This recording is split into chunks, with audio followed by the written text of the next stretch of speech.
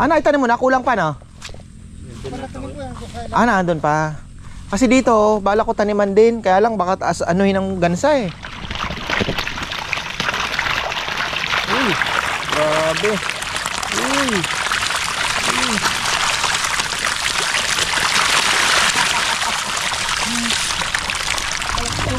Pakalo, si ate na lang magpakawala. 1, 2, 3, bitaw! Bitaw! Bumalik na siya. Uwi na siya doon sa bahay. Oh. Mo.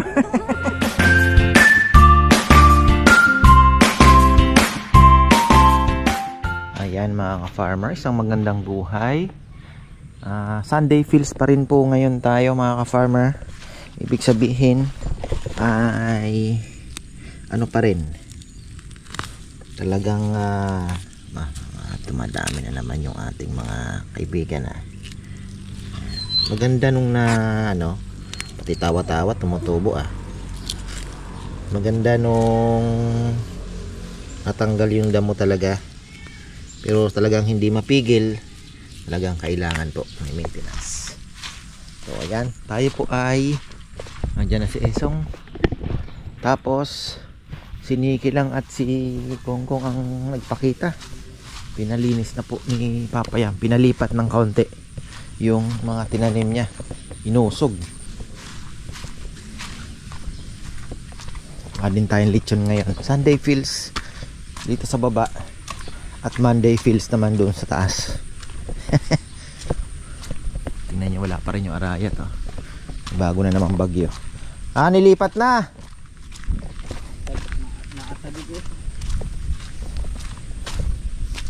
Para daw kahit nasa sasakyan maabot yung kahit nasa kotse dumadaan, no Kong? Mapitas yung kamatis.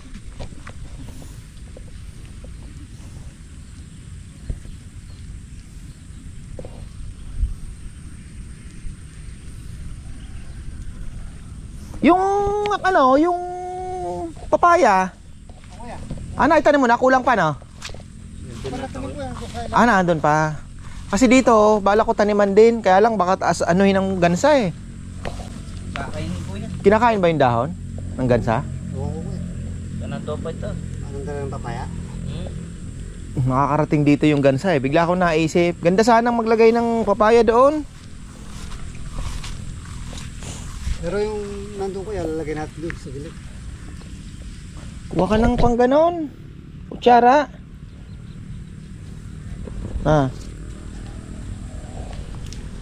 So, ito kutsara tam. Tapos mag-abono na rin tayo. Oo, kahit maambon-ambon, di naman ulan yan eh. Sarap nga, kagabi nga, ay kahapon, ikot ako ng ikot dito. Nagpapaambon ako ng Ripple muna sana kuya. Ha? Dito. Ano? Ripple. Triple 14? Oo. Ayun, nandun, meron. Isang sako. Haluan natin ng 0060 yun sa papaya kasi pampalaki ng bunga yun eh. Potassium. Pati dito kuya? Ay, dito hindi. Triple muna. Wala pa ito. Pag bulaklak na. Triple. Ay. Ano? Nabali. Kinain niya ng suso. Suso yan. Oo. Yan ang kalaban natin pag maliit pa.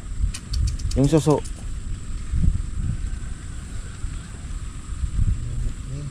Kahit pala papaya, tinitira din nila. Kailangan mag-ano tayo, sabog ng pang suso. Ha? Wala na yan, wala na yan.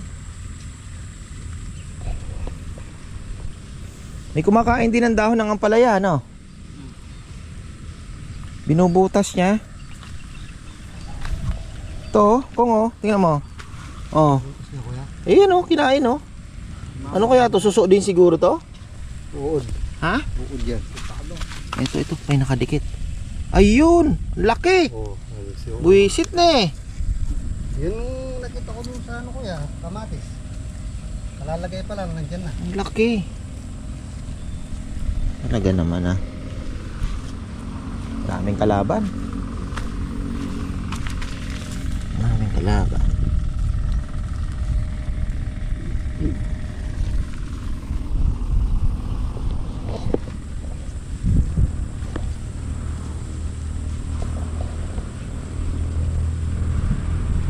May bagyo na naman, bagyong Ining. Sunod-sunod, no? Yung Ito. kuya? Yung ngayon, meron na naman bago. Nabuo na naman na bagyo. Ining naman ang pangalan. Taas na yung tubig, oh. Masisentensyahan na pala yung kalabasa. Matitikman natin kung malagkit talaga. Tumubo na kaya yung buto noon? Tinabi ni Papa Yam. Parang hindi pa, no? Langanin pa. Ang ganda, pagulangin talaga, no? Nakabalik kaya yung kalapati ni Rambong, ano? Putol yung buntot. Putol yung pakpak. Nandiyan sa bahay kahapon, eh. Ay, tumadami niya dito, kuya. Oo. Oh, kanino kaya yan? Kay Rambo yun, no? Lumiko, oh. Oh. Ayan, oh. Lumiko. Dumiretso, no? Matindi yung kalapati yung kapon, walo. Nalakas yung ulan. Oh. Dito. Nakabalik. Papunta dyan, kuya. Ewan kanina pinakawa na siguro yun. Baka galing sa training.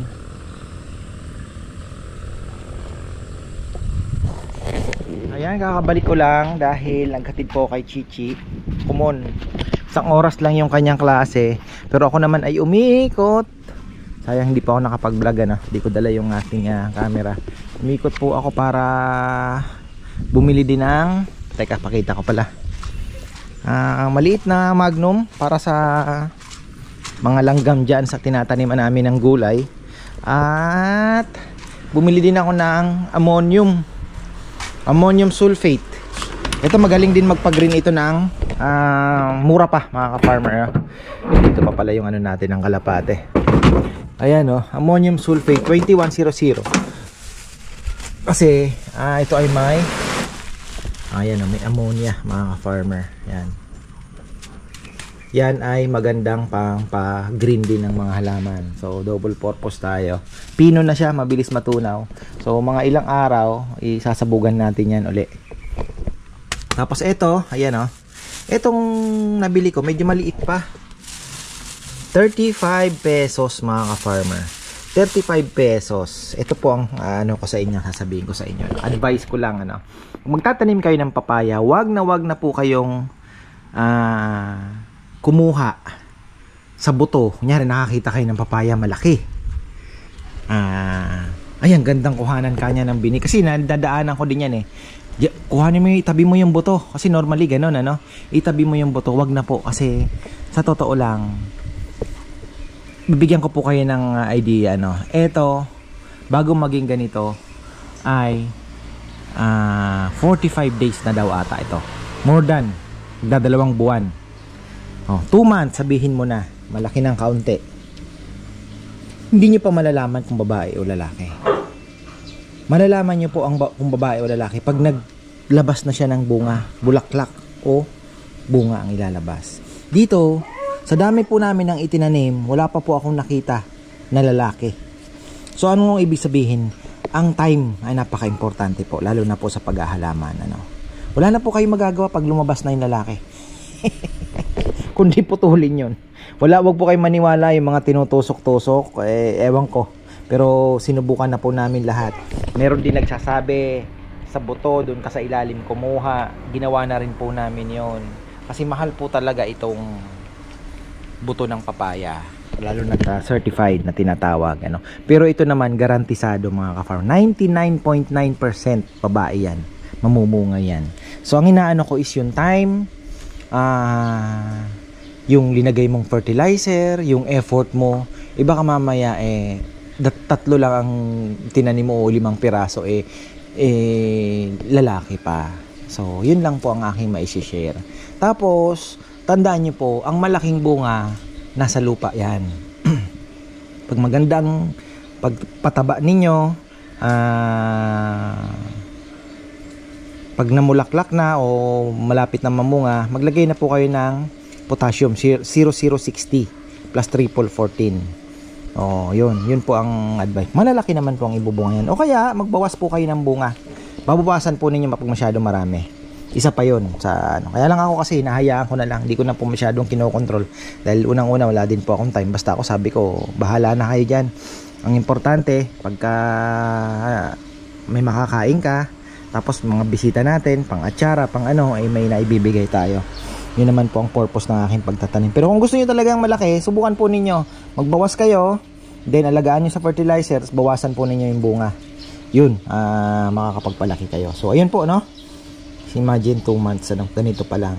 Malalaman nyo pa yung pag nagbunga, pag nag 5 months na yan. Doon nyo pa lang makikita na, oh, lalaki o babae.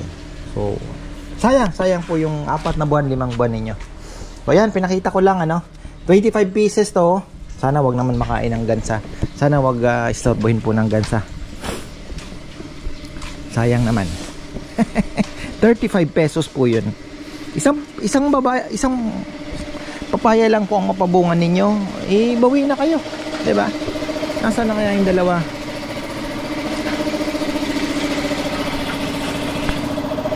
Umuwi na daw yung dalawa. Di ako nahintay. Sabi ko pa naman kanina mag-aabono kami. Dami po namin gagawin.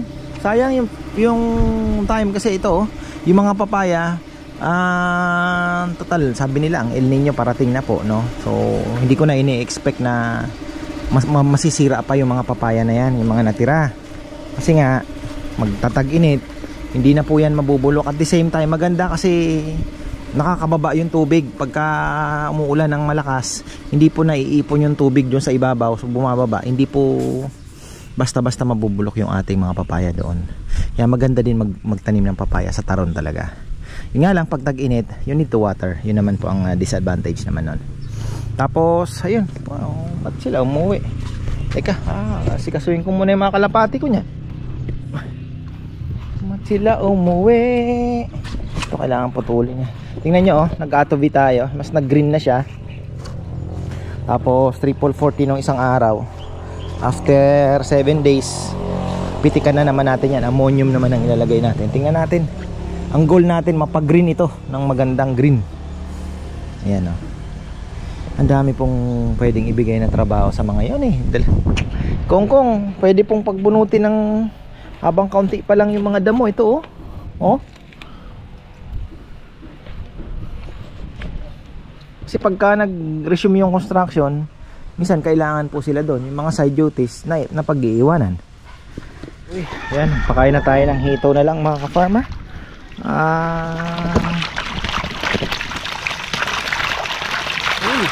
Grabe.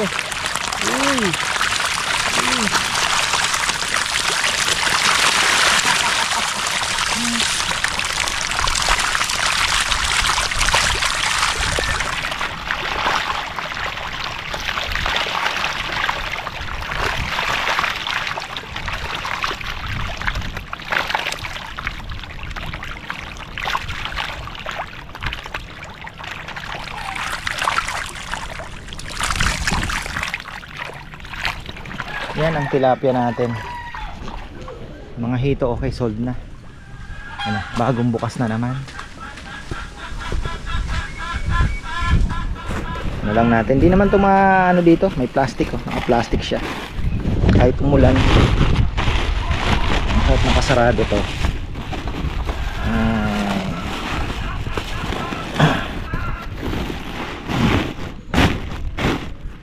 Yan. Ayan mga ka-farmer, maambon-ambon pa rin pero konti na lang. Sana gumanda na ang panahon bukas. Shoutout pala kay Russell Castor, kasi ka-shot ko sa kanina. Sabi niya pupunta daw sila ng San Felipe, yung masarap daw bang kain. Sabi ko tol, puro karinderya lang na andyan. So ayan, Sambales daw. Sabi ko gaganda naman ang panahon. Kailan ba sila pupunta? 4 days from now. So 9 ata, parang ganun. O may 4 na araw pa naman para gumanda ang panahon. Tapos tumingin pala ako ng kolong-kolong mga ka-farmer. Yan, nanganbas na tayo at nakipag-deal na. Actually galing na ako doon.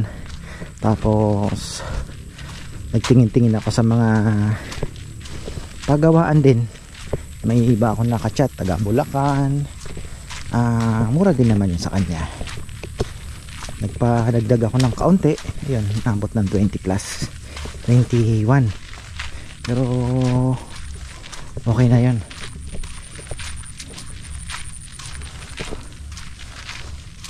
tumaas yung tubig natin. Okay na rin. Tingnan nyo, oh. Dito pa lang ako, nakikita na ako ng mga tilapia. Tingnan nyo, mga farmer, oh. Sumasalubong na dito, oh. Ayan, ayan, oh. Tingnan nyo, oh. Papunta lahat dito, oh.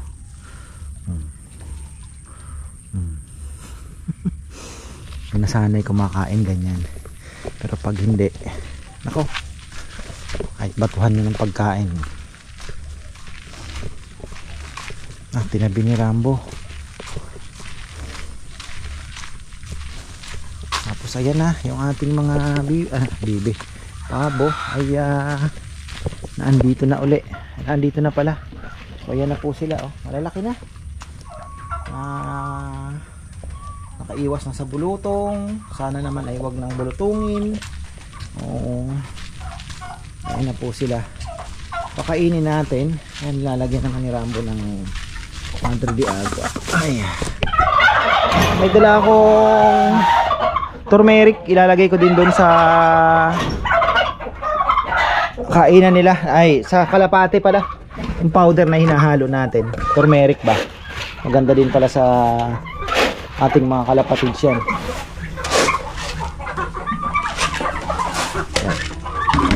Mga kain. Tingin tayo, baka may mga pisa-pisa dito ang itlog. May itim, oh. Itlog nila, ayan. Sana kapag papisa pa tayo ng marami. Mga bagong itlog.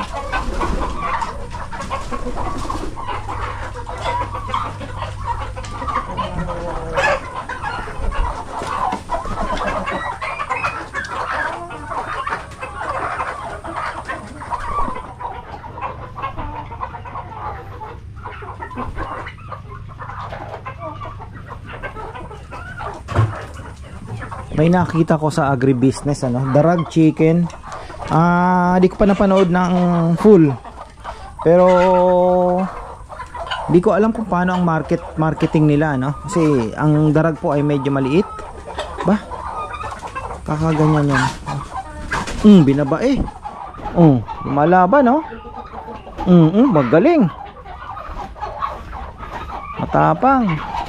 May itlog siya eh. Yan po yung ating mga darag.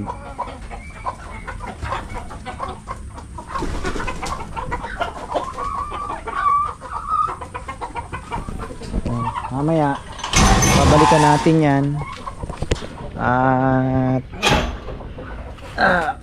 lagyan ng Madre de Agua.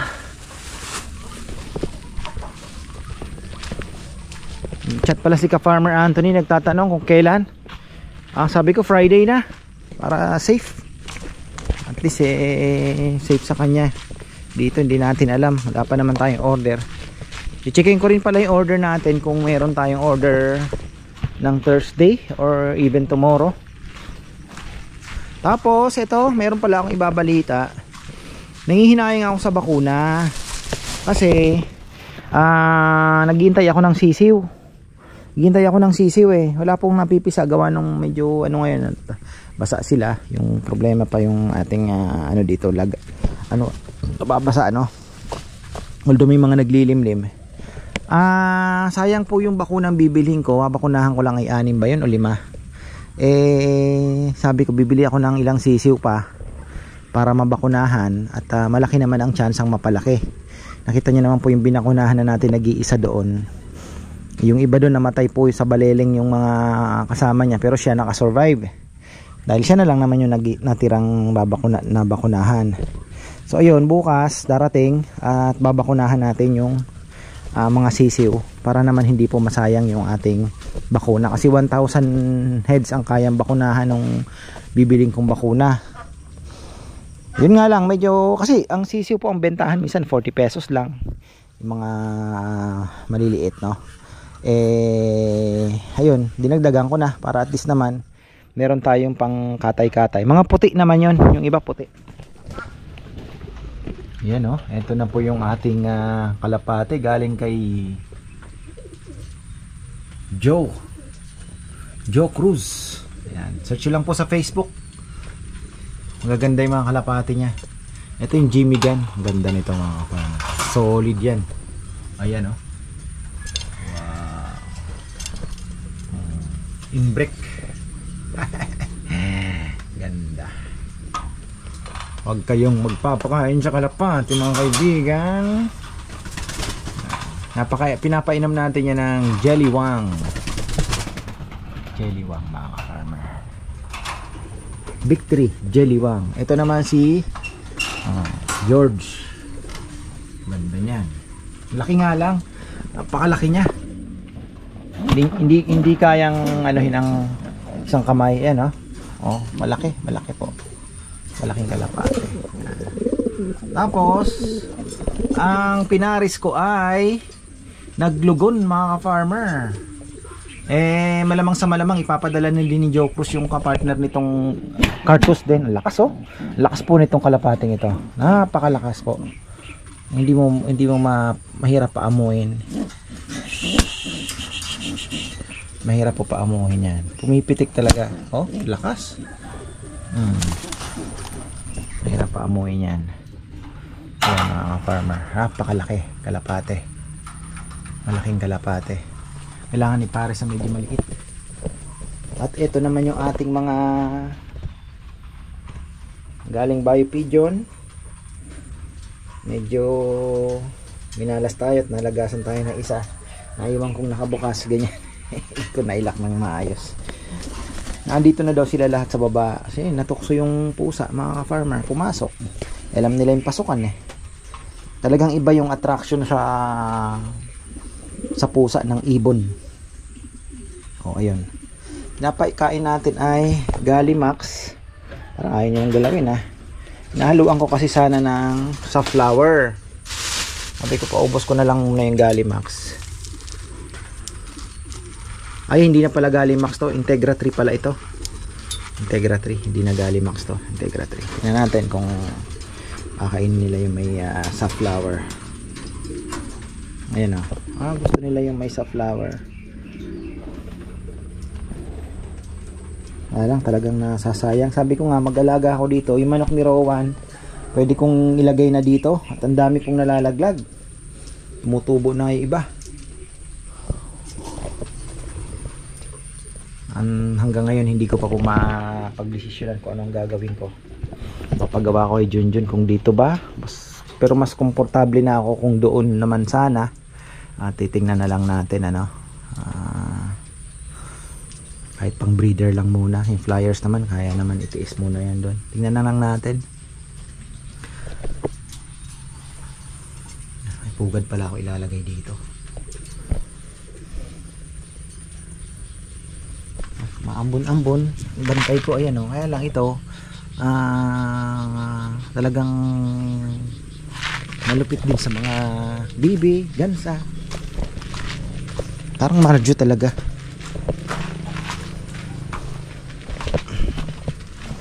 Bukas ko na lalagyan ng buhangin. Ewan ko kung naandito na lahat. Kapon nilinis ko na yan, in-scrape ko na yung mga dumi nila at tinitingnan ko okay naman yung kanilang ipot ayan buo kasi pasintabi na lang po ayan po kasi ang basihan pagka bilog na ay maganda. Wala yung mga green yun ang delikado.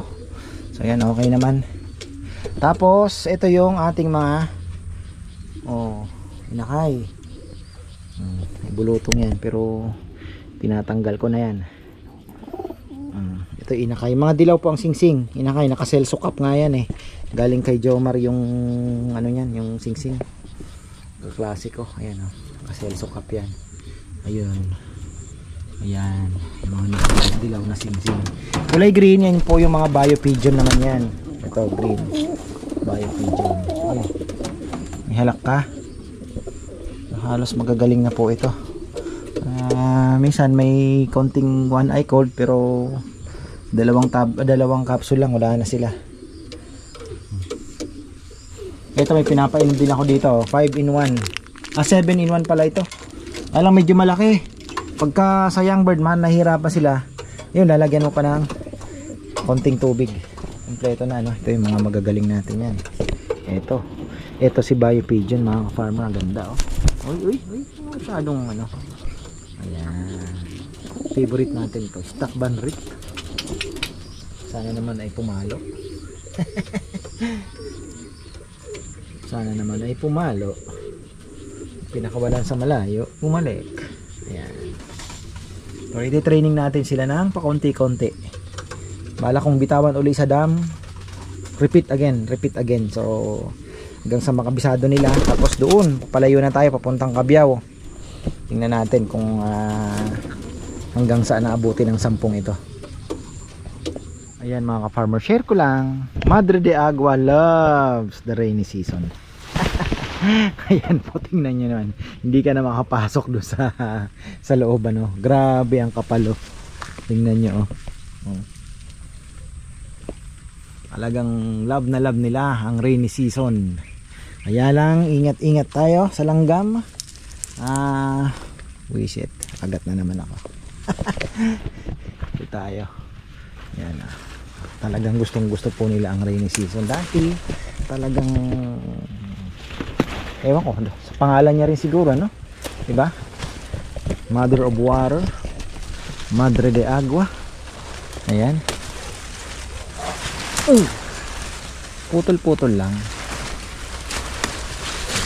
Hanggat kaya niyong putulin, ay putulin ninyo yung hanggat kaya ng kamay. Yan ang gustong gusto ng ng mga alaga natin, yung young leaves na ganyan. Okay na to, nakuha ko.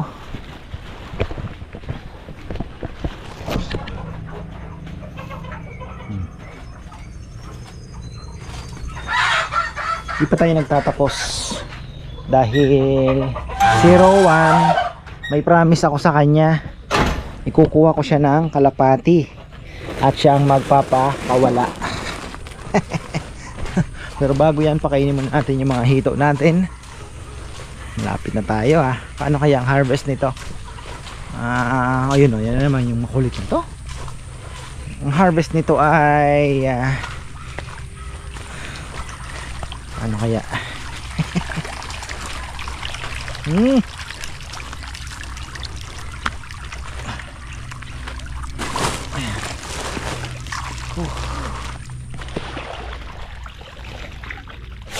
Mahin natin to. Grabe. Kapit na silang mag 4 fingers.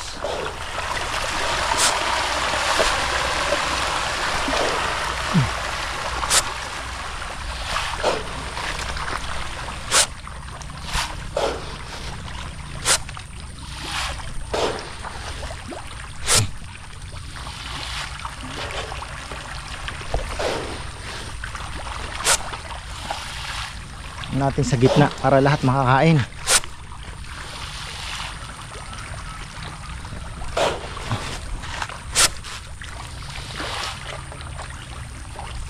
Grabe ito. Ito ang matindi. Ganda ng tubig Tignan niyo po yung tubig na yan. Yan ang magandang tubig. Kulay green. Ibig sabihin malumot.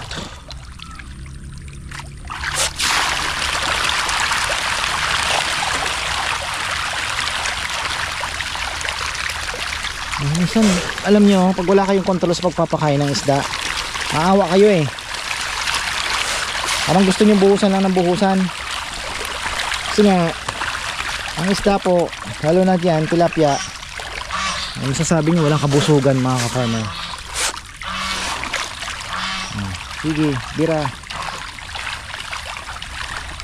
Pero kasi pag naghagis kayo, kunyari binalikan ninyo, after 20 minutes, pag may nakita pa kayo sa mga gilid-gilid, nakalutang, ibig sabihin po ay sapat na yon. Sobra, nag-overfeed kayo. Ganun po yung ano nila, ang pwede mong maging observation Pero itong hito, malakas talaga yan. Ayan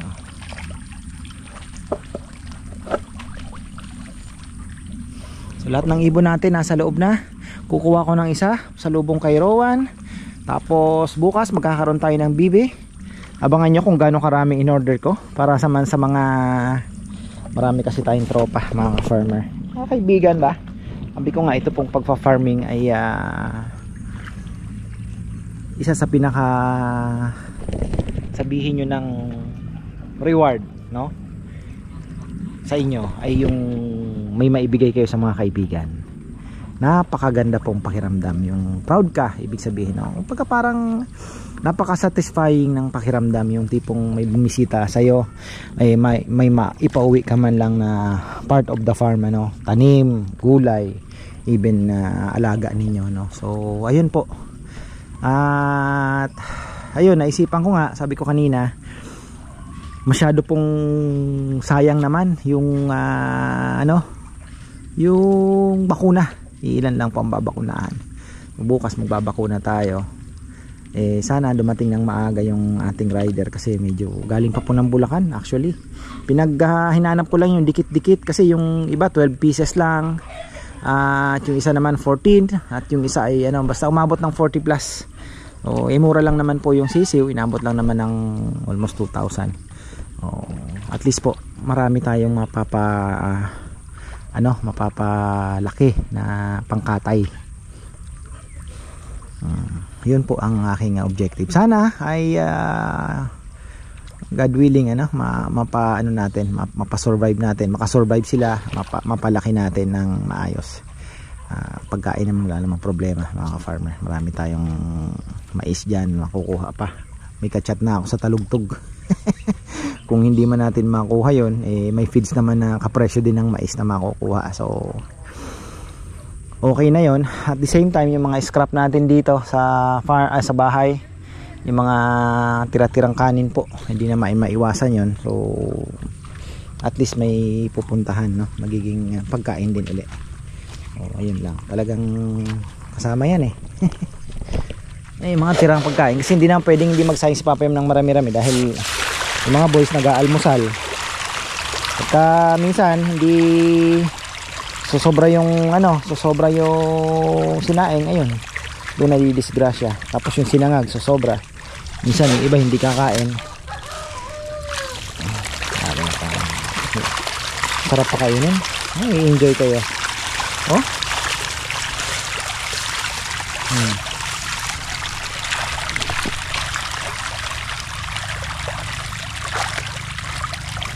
Three fingers na and going 4, pero matatagal-tagal pa yan bago mag 4. Sana naman ay kahit hindi tayo gaano nagpapakain doon, hindi na nagpapakain si Papa yan, lumaki pa rin yan. Marami naman pong mga ugat-ugat ng kangkong dyan. Kaya nga pinababawasan ko kasi pag nabawasan po yan yung natural food, hindi sila mag-aagawan na. Ayun, pakalo. Si ate na lang magpakawala. 1, 2, 3, bitaw! Bitaw! Bumalik na siya.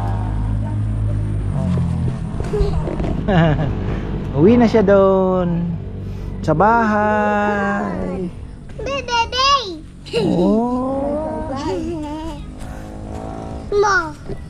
Mo.